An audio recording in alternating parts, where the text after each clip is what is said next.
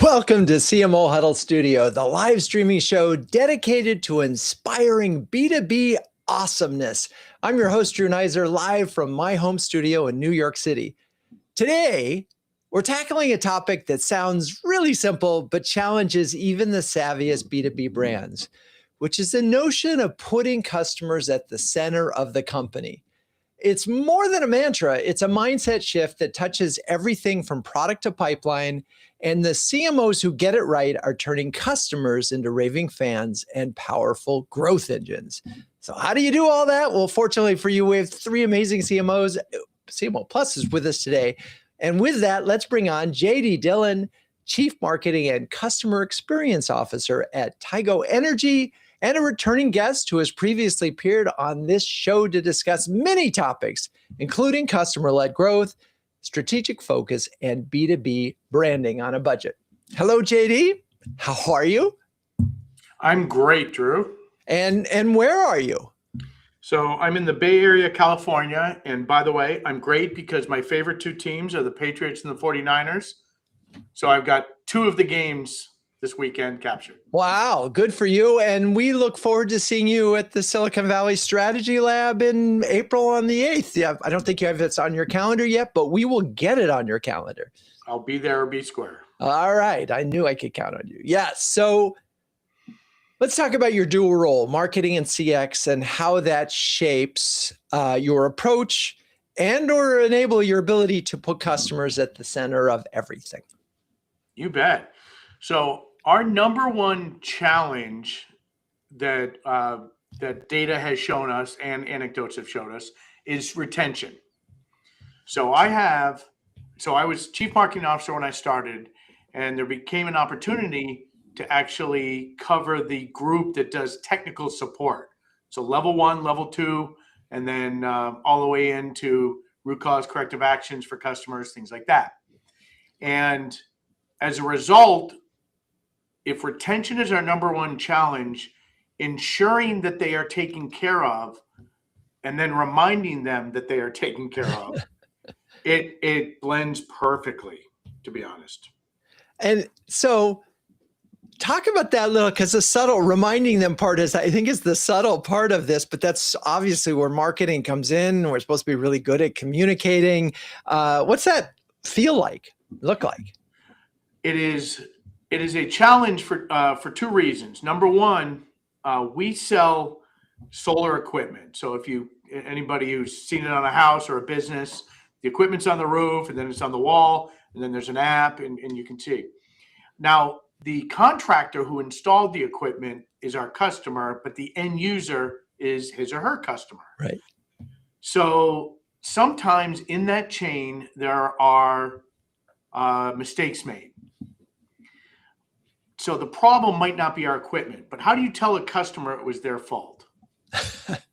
That's not very easy. Right. And you've got to embrace the fact that if they make a mistake, it's your fault that they made the mistake.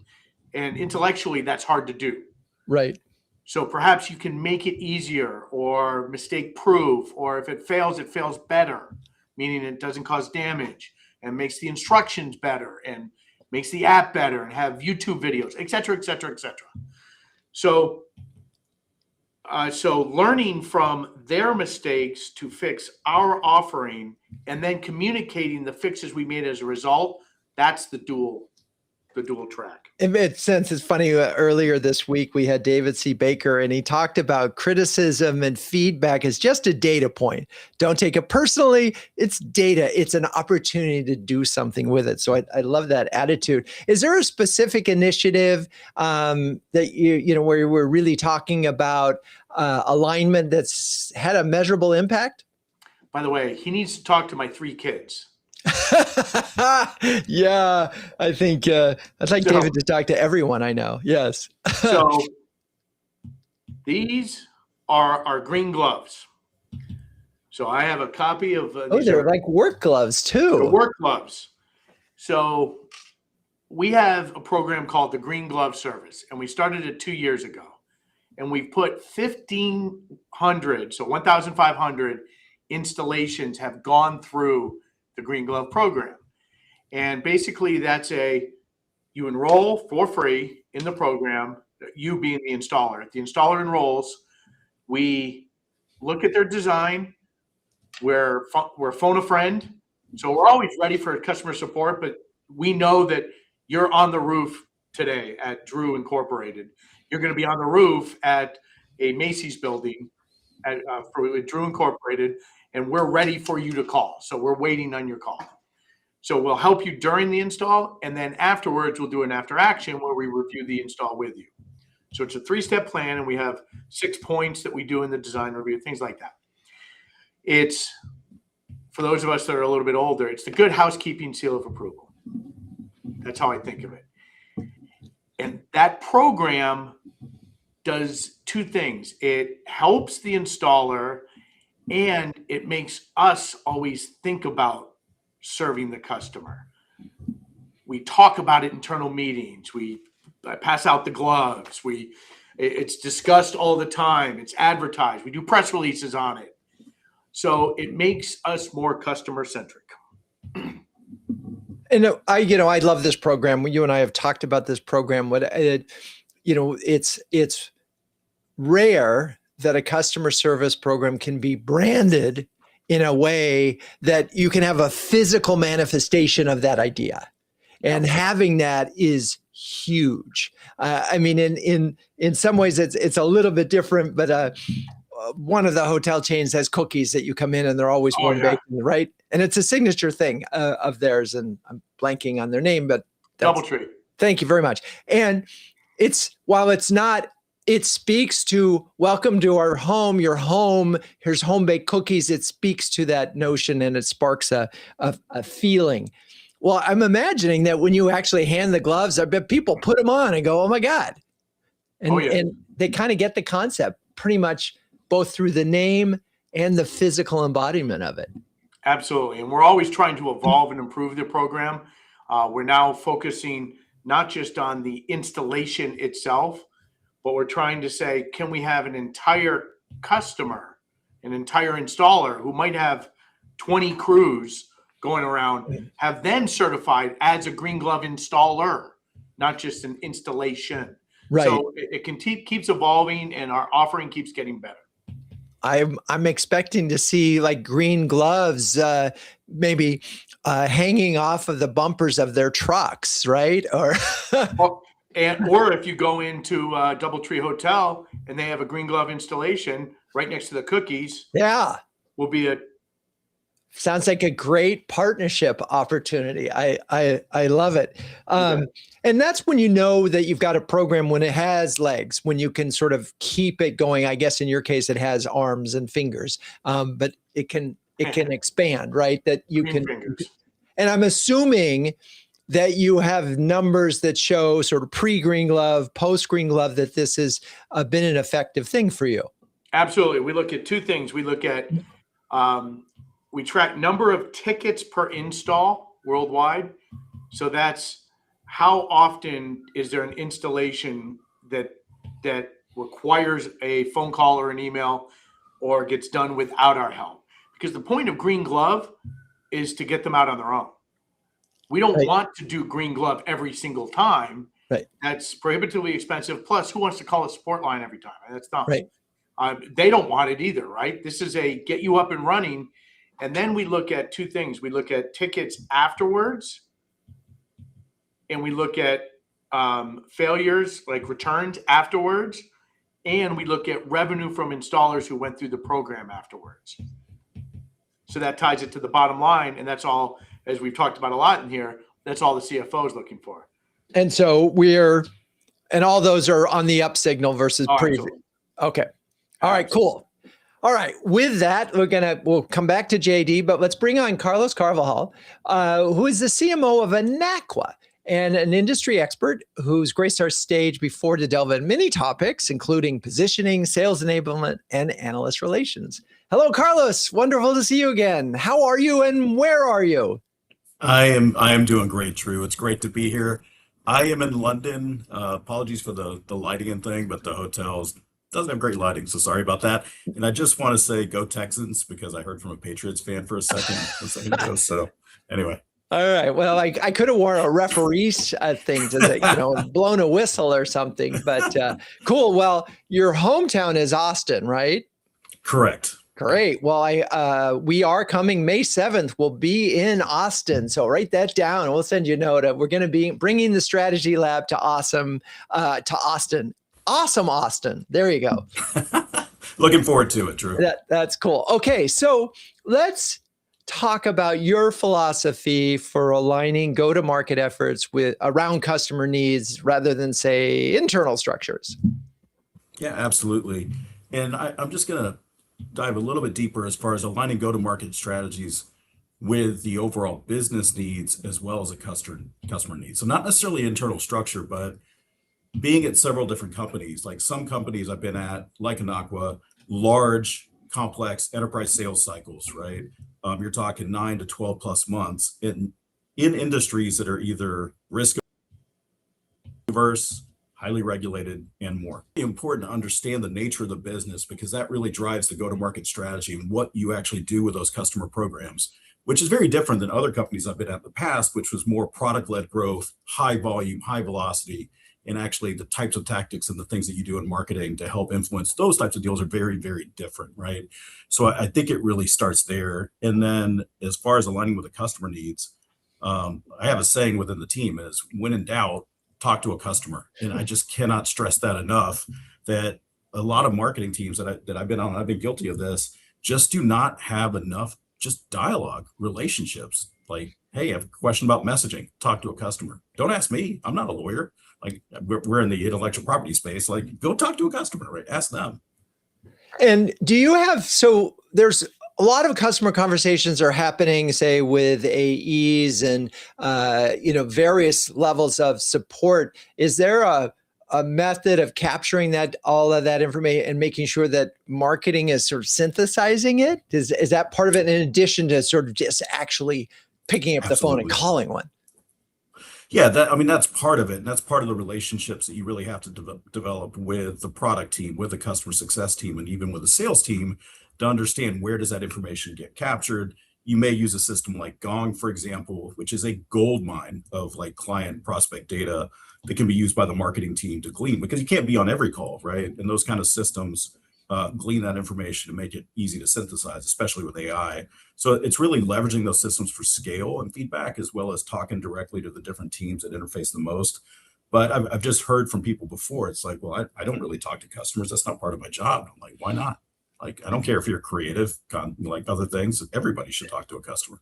Yeah. And, going back to the Gong thing, by the way, I do think that while the AI synthesis are really helpful, it also helps just to hear the voice of someone and their tenor and so forth. And I often found and even now being able to talk with a CMO and hear it, I can create a synthetic CMO and I can ask them a bunch of questions, but it's different than having these conversations. Right? Absolutely. One of my favorite things, because I had a long, painful drive to work for a while, was just to listen to the Gong recordings, the actual calls, and just do that, right? Because you're right.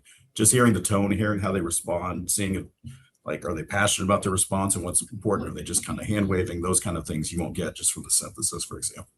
Well, and the topic of the show is putting customers at the center, and obviously, as we've talked about, that starts with understanding your customers, and the fact that you take the time to listen to those, I think, is really a great just sort of story and I want to ask every CMO listening: are you listening to those Gong calls? Because that feels like, as you said, Carlos, a gold mine, and so.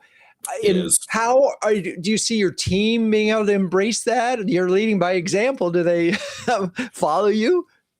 Yeah, there are different expectations. I mean, I have high expectations. If you're in product marketing and you're not doing that, that's a problem, right? Because you got to be leading the way within marketing as far as enabling the voice of the customer, right? But then the rest of the team should be looking at that as well, but maybe not as frequent or quite as active. Interesting. Okay, so we've talked a little bit about just sort of philosophically making sure that everybody's talking to customers and so forth, but maybe you could share an example of a result of, because we were listening and we put the customer at the center, you were able to sort of move things along and break through, whether it's brand or retention or revenue. Yeah, I think it's really a combination of more integrated marketing. So in the case of like these large complex sales cycle and deals, right?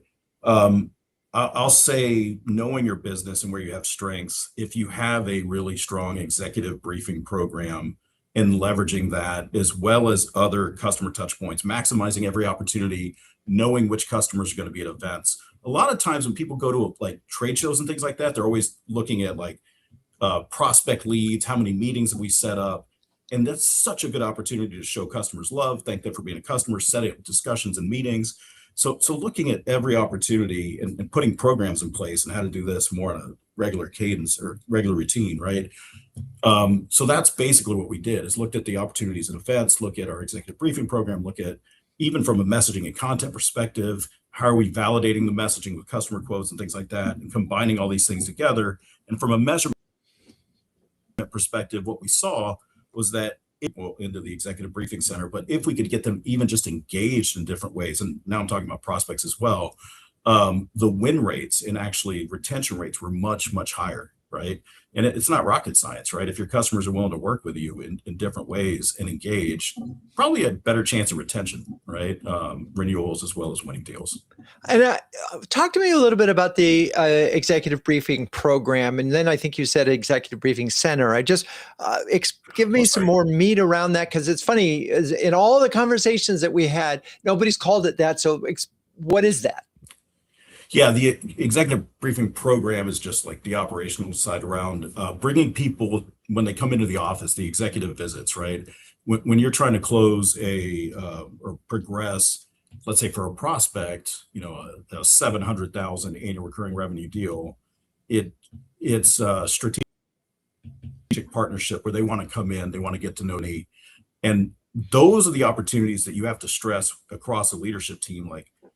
And former CEOs are phenomenal at stressing this, is like, people take time out of your day, go in there, thank them, et cetera. So the executive briefing program is basically like the briefing centers and the execution of that when people come in, and it has to be an amazing experience from the time of the initial discussion to plan it out all the way to when they get back, right? And there are a ton of details in that as far as how you execute and deliver an incredible experience, but that can be a game changer. And like I said, this is part of knowing your business. Do you even have this kind of program? Do you have a nice executive briefing center?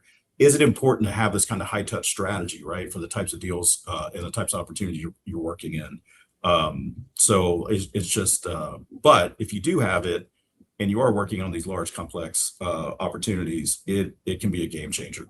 It's so interesting because we're also we're having this conversation. By the way, thank you for joining us in London, but it really speaks to the fact that so much of business is done virtually. The notion of actually getting a prospect to physically come to your place is somewhat of a, I just don't think people are thinking about it. And yet for enterprise big sales, it's probably the thing that enables you to close. Say this. There's been a lot of success, and we've also, I remember cases where we lost deals, and I'm highly competitive. I was pissed. But one of it was the briefing visit. They told us, like, here's what they did, and it was just like they felt this just certain experience. So we took learnings from that, but it can make a big deal. I mean, It can make a big difference in these types of opportunities. Yeah, well, and I bet you fixed that problem. So, all right, well, we look forward to hopefully seeing you again in person. Speaking of in person, in Austin. Okay, let's bring on Nikhil Chawla, who is the Chief Customer Officer and CMO of Resilience, who has previously joined this show to shed light on the intricacies of the CMO Plus notion. Hello, Nikhil. Welcome back. Hi, Drew. Great to be back. Unfortunately, I cannot talk about my Washington Commanders in the same pride that, JD and Carlos talked about their teams. But other than that, I'm doing great. Yeah. Well, as a longtime New Yorker, I got nothing to talk about when it comes to football. So can we just move on to college basketball, please? Yeah. So, and by the way, I look forward to seeing you in New York City next month at the Strategy Lab, which is cool. I'm here, so excited to talk to you about it and excited to visit there as well. So, look, you had patiently heard what JD and Carlos had to say. I'm curious what hit home for you. It was so much, right? I think a couple of things to pull out. JD mentioned this. I was also CMO, and then when I started and took on the chief customer officer role, ensuring they're taken care of and reminding them they're taken care of, right? That nugget that really stood out to me. It's how I approach it as well. And I think in a lot of ways, and we've talked about this before, in many ways, these two disciplines of marketing and customer engagement are much more intertwined than they've ever been before at B2B companies. And then I think what Carlos talked about, just go talk to customers, use the right systems. Gong has been a huge unlock for us. And I can dive into that as well. So just so much that these two gentlemen talked about. But those two things stood out to me. Yeah, and so you brought up Gong. I'm really curious because, again, I think it could be. I love the fact that some people are listening to the whole transcripts, because I know. Look, we have. We'll do a transcript of this show, and we'll do a summary of this show, and we could look at the AI version. But there is no way that AI version will help you get to know Nikhil or JD or Carlos. It'll be just little bits, right? You'll miss the nuances, and so I'm curious. How do you balance the desire to synthesize using AI and actually listen with human ears? I think you got to do both. I think it's not one or the other, right? So firstly, I think you got to establish that. Secondly, I think you've got to vote with your time. You got to make the time. So I do the commute thing as well, as Carlos mentioned. And I think there's nothing like listening to actual calls, or we target chief information security officers. We do a ton of CISO dinners. I make an effort to try and go and visit around the country and actually attend these dinners myself, right? As an example. So I think as a CMO, or a chief customer officer, whatever role you're in, I think you've got to do both. They both have different purposes. And I think that to me is the thing that's most important, and what we have found to be most important, which is what are you really trying to do in this customer-centric journey of yours? And what are you solving for, right? And I think that to me is is probably most important here. Interesting. So talk a little bit about how you're integrating customer voice or you've been able to integrate it into the marketing strategy and messaging at Resilience. So listen, I think, customer centricity, as a longtime consultant, this is not new. It's a buzzword that has been there for 15, 20 years. McKinsey has made a lot of money on this, I'm pretty sure, and everyone is probably doing something on this already, right? It's also not a black and white stop-start project, as you noted right up front as well. And I said it just now, it's a journey. Everyone's on that spectrum somewhere. And I think you have to understand where you're on your journey as an organization. So for us, we have tried to do three specific things for our team, for our organization. First is we actually kind of narrowed the focus down and identified two specific things that customer centricity or more customer insights could solve for. Secondly, the data platform, the pipes are so important now, right? Gong is one aspect of that equation that helped us solve these questions. And then thirdly, obviously you got to do something around it. And so you're going to arm and enable your front line with that. So for us, the two problems were our feedback loop was a little bit, to use the football analogy, a little bit of on a tape delay.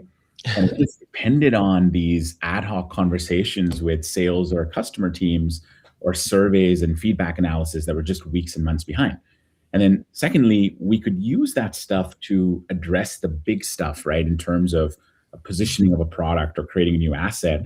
But where we were seeing customers churn are because of very specific things. It's that long tail for us of small challenges, of micro interactions that we weren't addressing in the moment in our sales and customer conversations. So we defined our problems, our role or our journey on customer centricity, at least over the last few months. We've focused on those two specific things, right? Speed of feedback loop, the long tail of interactions. We can solve for those, but we still need the pipes, right? There's so many tools out there. Right. So they all fundamentally depend on one thing, which is, do you have the right data? Do you have the right inputs? So that's where our decision to implement Gong and connect it into our data engineering backend, which has been a journey. Integrated with Slack and Gemini and Gainsight and HubSpot and FlockJ, so we can use it all, right?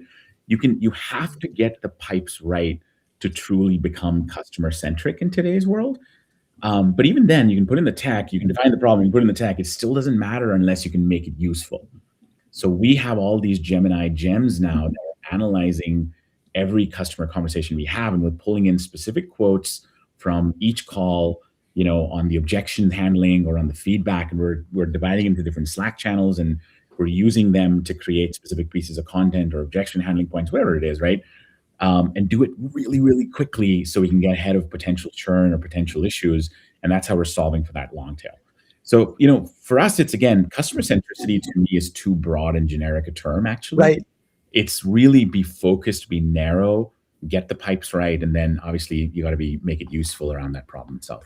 Well, one, fascinating, and it would be really interesting to sort of look under the hood at all the connections and the technology that it takes to make all these things work that together. That's never easy. There's, that's a project in and of itself. But I don't want to go there, because where I'm excited about this notion is it's one thing to say, hey, we analyzed the call and we wish you had said this instead of this. It's another thing where it's almost it's instantaneous. So I'm having the real-time conversation with the customer, and I'm an agent of some kind, and the AI over here is listening and analyzing and say, oh, by the way, do this, say this. Is that within reach? It's we're getting there. We're getting there. It's not quite there yet, because right. Things that ever work out of the box as they're supposed to, right? Right. But it's getting there, and I think there's very specific tools that help us get there, right? There's some specific AI tools that we're looking at right now that are more of that in the moment orientation, right? We're looking at implementing for our sales teams, as an example, on serving up the right piece of collateral as they're on a call, right. based on the gong analysis that's happening, right? So that's a very specific thing we're in the phase of implementation right now and rolling out. So, but I think, just going back to the technology point, none of this works out of the box as it's promised. Right. It's experimentation, and it's really making the effort as both the leader and then as the team to continue to reinforce and focus on this stuff, and really hopefully embed that behavior as you go forward. As I think about the system that you're doing, so one of the strategy labs are partners on that is One Mind, and Amanda Kalo is amazing. But it's easy for me to imagine, in the scenarios that you described, a virtual SDR responding better than a human would, because they can just take that data and do it in real time. It's just fascinating, because what we just talked about is, well, we could take that data and put it in front of a human. Yeah, but a bot could do it in real time. So it'll be interesting to see how quickly that technology, I'm blown away by what One Mind is doing, but right, you got all the data now. Totally. We haven't quite implemented that, but again, I would say go back to the problem you're trying to solve. Like for us, it's those micro interactions and the long tail of things we're seeing that aren't like big things, big questions, they're very specific, narrow questions. Right. That's what we're trying to solve, right?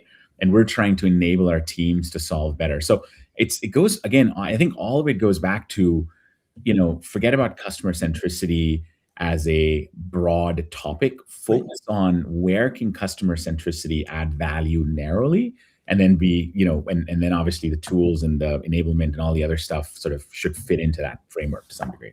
I love it. All right. Well, it's time for me to talk about CMO Huddles, one of my favorite topics, which we launched in 2020. CMO Huddles is the only community of flocking awesome B2B marketing leaders, and that has a logo featuring penguins. Wait, what? Yes. Well, a group of these curious, adaptable, and problem-solving birds is called a huddle. If you don't know anything about huddles, put it in your ChatGPT and ask, what the heck is the story with penguins and huddles? It's incredible. Anyway, the leaders in CMO Huddles are also curious, adaptable, and problem-solving folks, and they are huddling together to conquer the toughest job in the C-suite. And so fortunately, today we've got JD, Carlos, Nikhil, all experienced huddlers, and incredibly busy marketing leaders. I'm wondering if individually you could share a specific example of how CMO Huddles has helped you. JD, look, you changed your hat. You got to be first. Because we all know in marketing we wear lots of hats. So I'm wearing my hat. So we sell, as I stated earlier, equipment to installers, and I get to benefit from other industries. And I am starting up an SDR organization, or a customer success organization that mirrors that of other industries that nobody in my industry does. So I'm taking learning from my peers in other industries and applying it to be at the forefront in my own industry. Love it. I love it. Hats off to you on that one, JD. Thank you. Okay. Nikhil, any thoughts? Listen, the community is amazing, on a continuous basis, of course, all the peer leader chats, everything, couldn't recommend it more. I'll give you a very specific example, though. It's this notion that Bob Wright at Firebrick talked about at the positioning workshop at the Super Huddles conference. To position well, you have to name the problem clearly. And I realized walking out of our I think I remember 6th or 7th, whatever that was, I realized walking out of that conference, we hadn't actually done that for one of our products very well, which we've now addressed and we're rolling out next week at our SKO. So fully, by the way, recommend the strategy logs that are coming up to what you mentioned up front. But again, I think things that you may already know, sometimes the reminder and seeing great examples of it just reinforces it. It's true. We all know a lot, but occasionally just to hear it again. And I'm so grateful you shared a story about Bob. Bob, we're actually doing a bonus, an expert huddle with him tomorrow, and he is going to be on the West Coast tour of the Strategy Lab. So thank you for that. Carlos, all the way from London. I'll give two. A quick one. Simple but important. A lot of the data around budgeting, like common best practices budgeting for marketing, to actually help me justify getting more budget, frankly. Yay. So that's important. The thing I'll just say, similar to what Nikhil just mentioned, is I really love just the smaller peer discussions, because I think all of us are trying to figure out certain things like AI, right? So just hearing how people are, what they're doing, what they're not doing, what's working, what's not, try this, don't try this, etc. And frankly, what we know today is going to be very different than how the world's going to evolve 6 to 12 months from now. In 2 years, everything's going to be dramatically different. So I look forward to continue to learning from peers on the new world with AI. Well, and we appreciate all the sharing that you provide. So if you're a B2B marketing leader who wants to build a stronger peer network, gain recognition as a thought leader, and get your very own Stress Penguin, join us at cmohuddles.com. Okay, let's get back. Let's bring everybody back. I thought it was so interesting, about Nikhil, what you said at the about it's not about customer centricity on its broadest term. And I wonder if we're in a post Net Promoter Score world with that. Because that was that big, broad notion, right? Do they recommend you or not? And I don't know if right now that single score approach is really relevant. I don't know. What do you think? I agree with you. I think it's something that we're actually looking at as well. Like, is the NPS the right metric for us to, very specifically to your point? But to me, I think, listen, everything is probably customer centric at some level already. But if your product team doesn't have the engineering cycles to actually change the things at pace, or your sales team still need to get the fundamentals right, throwing more customer ideas or feedback at them isn't going to help. So I think as a marketing org, it's really important to declare and be clear on the problems you can help practically solve for, and actually obviously get alignment with your stakeholders. That's the hardest part to me, right? Not be reactive to everything you see, jump whenever someone says something, jump when a customer said, I didn't buy this because of this. But I think be focused where you can kind of most move the needle, and obviously actually do something around it. So JD and Carlos, what's the hardest aspect of this to get right? This whole notion of customer-centric marketing org. So I need to, first of all, disagree with both of you. Oh, good. I love that. Ooh, some drama. I'm a huge fan of NPS, and NPS was originally envisioned by Fred Reichheld as Net Promoter System. if he was on this call right now, he would tell you the fact that it got relegated to a score, was flawed. And Okay, if fair you enough. approach it as a number, and we get it in analyst calls, people say, "What's your NPS versus your competitor? Is it over 70?" That's horribly flawed. As a system, now to answer your question, by the way, his recent book, Winning on Purpose by Fred Reichheld, is fantastic. He talks about that and how we need to move forward. But customer shouldn't be a vertical slice or function. How do you make it a horizontal slice to touch everyone? Can you get the IT guy who installs new computers for new employees to think about your customer? That's hard. How can you get HR to think about your customer? And they say, "Oh, well, my employees are my customers." No. The people that pay our paychecks are the people who buy our products or services. So how do you get it horizontal and not just a vertical slice? That's my answer. Okay. Fair enough. Carlos, want to weigh in on this? Or we can move on. Yeah, JD just said, there's a lot of focus around the making sure you're speaking to the problems and even things around changing brand perception and more, right? But the work that you do with customers to understand the problem, especially the stories that you create around the testimonials and things like that, I think it's equally to promote that internally. Because JD, your point around the IT person and others, a lot of times they just don't know the customer stories. They don't know how they're using the products. They don't know the value, right? So it's hard to have empathy when you just hear like about customer names, right? But when you actually, like at the last company I came out of, when you can not only talk about those stories, but how that ties to your company mission and connect those dots for them, that actually creates internal excitement and buzz across the company as well, that then helps externally too. So I'm curious. So appreciate that. And by the way, JD, thanks for, I'll reach out to Fred Reichheld and see if we can get him on an expert huddle in 2026. That would be awesome. And it means I'll read the book. But so what, we know what, I think we understand and have started to address what great looks like, but maybe we should go there because then we can talk about what prevents great. So what does great look like, or what do you aspire to when it comes to a customer-centric marketing org? And Nikhil, you started us with this notion of talk to customers, but what are we really, what's the higher level here? What are we trying to get to? Yeah, listen, I think, to me, I think there are two thoughts that come to mind. First is, what prevents us. I mean, you said it, or someone said it before, marketing teams don't always have direct access to customers, and they're one step sometimes removed from sales or customer reps, et cetera. So as a marketing team, you have to be thoughtful and tangible in how you're contributing and be clear on the job to be done. I think the other thing, it's really easy to collect insights. Not easy, but it's easier to collect insights. It's really... Whoa. Oops, we lost Nikhil. Okay, well, we'll keep going until he comes back. Oh, there he is. There it is. I don't know what happened there. I don't know.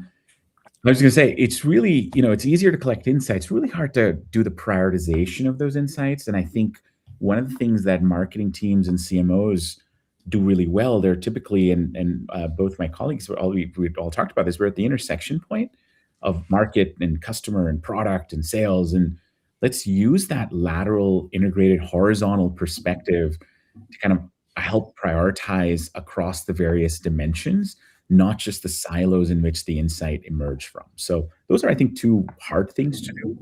And I think if you can overcome those, you can get to that North Star larger picture that we've all kind of talked about. So JD, Carlos, either one or the other. One is what's preventing it, or what's this ideal state look like? So can I start with the preventing it? Yeah. So, and this is not meant, and I'm riffing here. This is, I did not intend to do this, but also from Fred Reichheld's book, he talks about a thing called customer capitalism. And what he talks about is what prevents it. If you put the shareholder first, that sounds good in theoretical old school 1970s capitalism, but you can put the customer on the back burner. If you put ESG first, if you put society first, if you put anything else first, the customer can often suffer. But if you put the customer first, all the rest of the things will come. And so I think having a viewpoint that we're here to grow and be profitable sounds good and is kind of obvious, but are you doing it at the expense of the customer? Right. Yeah. Put the customer first. And to the earlier point, the IT guy, if the IT person knows the customers first and hears stories about the customer and it's injected throughout the whole company, it invigorates people and shareholders will win. Yeah, I think Reichel talks about the bad revenue, the things that we charge. That is, you get that on the short term, but long term it costs you a lot more. It totally makes sense. Okay, so Carlos, we're being. It is funny. So we had this debate earlier this week because JD, if we're putting the customer at the center and the marketing department is leading that, isn't that the chief market officer instead of a chief? Just thought I'd throw that out there. A little inside baseball for the folks. There are some people that believe that this title should be chief market officer because that puts an emphasis on the market and the customer. I could see that sort of. I like that. Well, why don't we have the chief customer officer, Nikhil, answer that? Okay, Nikhil. You want to be the chief customer officer? You see, if you're the chief market officer, you don't need both titles. Oh, I like it. Academically and intellectually and conceptually, I completely agree. The practical notion of having specific disciplines makes life easier sometimes, and I think therein lies the debate and therein lies the challenge, right? But yeah, I think the market is something the marketing team should absolutely have a very clear point of view on. Okay, I'm with you. And it was just, as you talked last time, it was like, so one of the ways that other organizations get to know their customers is by being the people that drive the cabs, the customer advisory boards. That feels like a logical thing. If you really want to be a customer-centric organization, you better have a cab. So I feel the need. I always quote you, Drew. So I'm okay. I assume you're okay with me quoting you right now. If you must. And I use this all the time. Nothing ever goes bad if you start a conversation with, I was talking to a customer the other day and they said, ... Yeah. No conversation inside can ever go bad that starts that way. Yeah. I agree. Heads just turn. It's like, oh, right. And it's funny. It's anecdata. And again, here we talk about this big, massive data and so forth, but anecdata still, it's a story and it carries the day. That's fascinating. Carlos. Hey, Drew. Yes, go for it. Sorry, quick question. But when you talked about like internal barriers, because what JD just said, that's my experience. I've rarely had like sales or product or other functions say like, no, we shouldn't be spending more time with customers. Or we don't need more customer-led initiatives and programs. So I kind of struggle a little bit. Like the internal barriers, sometimes it's taking the time, processes how you work across these different functions. But normally, to JD's point, when you start with the customer is the center, people tend to agree. I haven't really had a lot of pushback on that. Yeah, it's interesting. I think it starts with the CMO and where you spend your time. And I remember, and this was many years ago, interviewing Beth Comstock from when she was in the heyday of GE. And she talked about spending 25% of her time out of the office talking to partners and customers. And I thought that was a phenomenal commitment of time, right? But boy, did that say, who's at the center of my world? And so I do think to some extent, and again, how are you going to find that time and do it? But if you really believe that is the case, that this is our organization needs to do it, I suspect you probably have to lead by example. Yeah, totally agree. That's totally agree. So I expect, all of you are going to have to leave now to go to a customer meeting. But we still have a few more minutes. So please, give us a few more minutes here. Can you talk a little bit about a change that you've made to your team's process or structure or culture to sort of help you get to this customer-led nirvana? Go for it, Nikhil.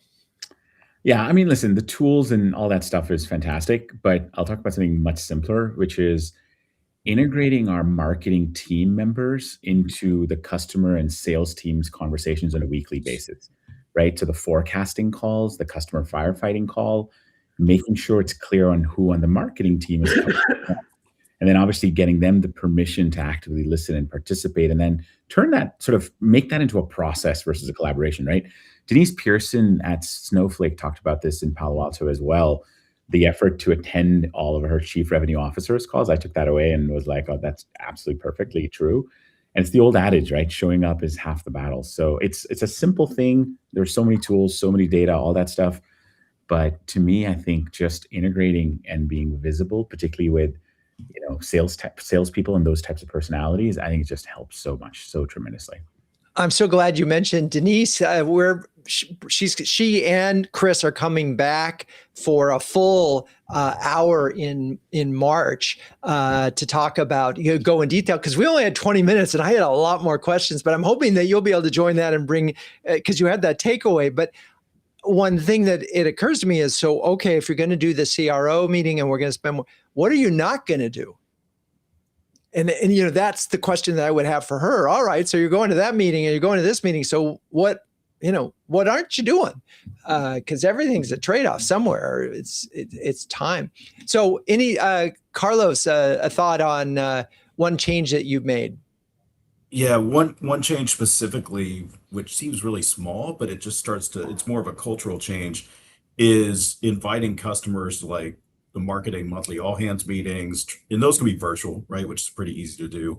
But then also bringing customers in, if you do like annual in-person kind of kickoff events and those kind of things, it's incredible to see the energy that comes out of that when or how they describe things, of the needs of campaigns, and actually hear their words and actually be able to ask questions. A lot of times marketing as a team collectively, they don't get the opportunity to ask questions.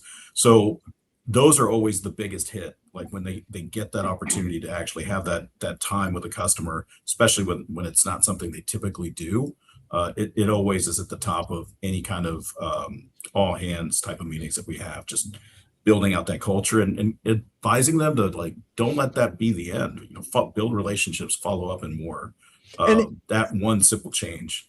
I love the idea of bringing customers into these all hands meetings. Is that hard to do? Are customers willing to give a half an hour for Q&As and a little bit of case history stuff? It comes back to know your customer, working through the client success teams. And it's just personality types. Like some people are very open to sharing. People want to have those dialogues for them as well. It also comes into play, right? So if you're working with them already on case studies or testimonials, then you already have kind of an in as far as, hey, would love it if you could tell this story personally to the entire team, kind of things. That comes into play as well. But on the flip side, back to know your business, right? I've been in environments in the past where there were challenges and the customers weren't exactly super happy, right? So you got to know the situation that you're in. And fortunately at Anaqua, we have incredible customers with incredible stories and the set rate. So if you have that opportunity, don't be shy. I mean, normally they like having those conversations. No, I love it. Okay, JD, just one change that you've made. So to Carlos's point, we had I flew someone here from Australia, a customer, for our global sales meeting. And I mean, you need a crowbar to get something out of our wallet here at Tigo, but we did that, and it was wonderful. But to answer your question, I'm a creature of habit, a system process person. If I don't inject things in systematically into my life, personal or professional, it doesn't happen. So we do press releases every 2 weeks, and it's a pretty strong cadence. And every press release, I have an installer in the press release. And it forces at a minimum then 26 conversations, and it gets their word out, and they put it on their social media. We applaud them. We have quotes that are good for them, and they love it. And these are typically small little regional guys with small businesses, and you know what contractors are like. You guys have worked with them, whether they're plumber, electrician, solar installer, and they love it. And it forces dialogue. So that's one thing. I love it. No, that is great. That's such a win-win, because you were going to do them anyway. Now you get to talk to them, you learn, and you get to support them. I love it. All right. So we're going to wrap up with final words of wisdom. One piece of advice you'd give to another CMO who wants to move their organization from customer aware to truly customer obsessed. And we'll start with Carlos from London. I would start with actually what I just mentioned. I like Nikhil's vote with your time, make the time to engage with customers, bring them into whether it's your all hands meetings, your planning meetings, and leverage the opportunity when you actually have testimonials to engage more of the team. But just take the time personally. To your earlier point. I love that stat for the person at GE, 25% is incredible, but you just got to make the time and make it part of your programmatic, marketing engine as well. All right. So number one, we are going to make time for customers at the highest level. Okay. Let's see. Nikhil, number two. I was going to say vote with your time, but I'll edit. And Thank you. These thing. Honestly, I think it's go beyond the buzzword and be clear in the job to be done across your organization. Break it down on where customer centricity can help. And only you as a CMO can probably identify best what's going to move the needle. Interesting. And then that's either fixing a problem that you see with something that the company isn't doing, missing a moment, or even figuring out how to celebrate them more. I mean, there's a pretty broad spectrum there, but it does start with the problem and the jobs to be done. Okay, JD, bring us home. One final word of wisdom. I can tell you a stats galore about customers. I can tell you retention rate, the opposite, which is churn, number of customers, all of that. Data is absolutely wonderful, but somewhat useless. Stories and quotes are everything. I can much better say, I have a quote where a customer says, "The green glove service completely transformed my business. Thank you to Kyle," is the person he worked with. I mean, good Lord, that's much stronger than any stat. I love it. All right. Well, it is. You're right. It's that anecdata, not the real data. It's that story that we can touch and feel, and in our hearts we go, "Oh my God, I love that guy. Thank you." So, all right. Well, speaking of thank you, JD, Carlos, Nikhil, you're all amazing sports. And thank you, audience, for staying with us. Please join us in a few weeks when we'll be talking about differentiating your business with Scott Morris, Leslie Davis, and Gary Savants. Cue the music. CMO Huddles Studio is produced by Melissa Caffrey. Our production assistants are Laura Parkin and Ishar Quintus. If you'd like to learn more about CMO Huddles, please visit CMOHuddles.com. I'm your host, Drew Neiser, and until next time, keep on sharing, caring,